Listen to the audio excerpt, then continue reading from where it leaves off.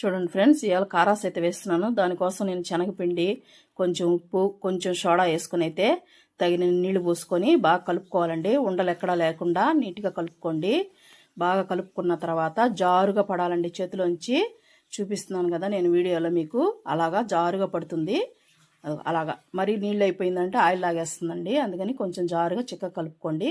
ఇలాంటి చిల్లులు గిరెట్ అందరి ఇళ్లలో ఉంటుంది కదండి, దాంతో అయితే ఈజీగా వేసేసుకోవచ్చు కారాసు.